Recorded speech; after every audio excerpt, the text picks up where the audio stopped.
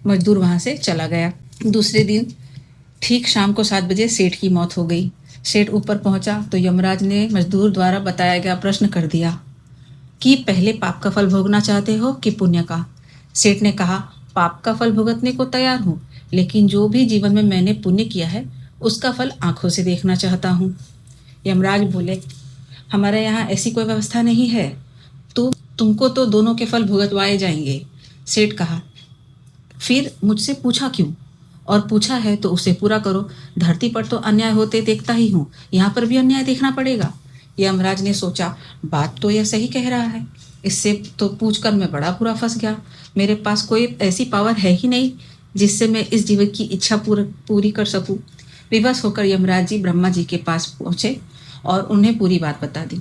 ब्रह्मा जी ने अपनी पोथी निकालकर सारे पन्ने पलट डाले, लेकिन उनको कानून की कोई भी ऐसी धारा या उपधारा नहीं मिली जिससे जीव की इच्छा पूरी हो सके। ब्रह्मा जी भी विवश होकर यमराज जी और सेठ को लेकर भगवान शिव के पास पहुंचे और उनको सारी समस्या बताई। भगवान ने यमराज और ब्रह्मा जी को कहा, आप जाइए, अपना अपना काम देखिए। दोनों चले गए। अब भगवान शिव जी ने सेठ से कहा, अब बोलो, तुम क्या कहना चाहते हो?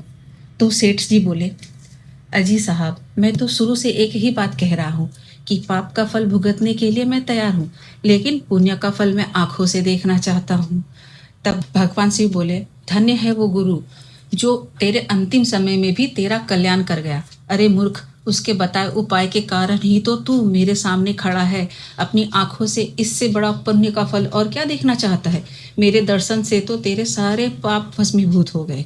इसलिए बचपन में हमको सिखाया जाता है कि गुरुजनों की बात ध्यान से सुननी चाहिए। पता नहीं कौन सी बात जीवन में कब काम आ जाए। सदैव प्रसन्न रहिए, जो प्राप्त है वही पर्याप्त है। इसीलिए कहा गया है, गुरुओं की बात ध्यान से सुनो, क्योंकि पता नहीं कौन सी सीख कब जीवन में सबसे बड़ी पूंजी बन जाए। अगर आपको यह कहानी पसंद आई हो तो वीडियो को लाइक करें और इसे शेयर करें पहुंच सके, ताकि यह सीख औरों तक भी पहुंच सके। और अगर आप मेरे चैनल में नए हैं तो चैनल को सब्सक्राइब करना ना भूलें और बेल आइकन जरूर दबाएं। सदैव प्रसन्न रहिए, जो प्राप्त है वही पर्याप्त है। राधे राधे।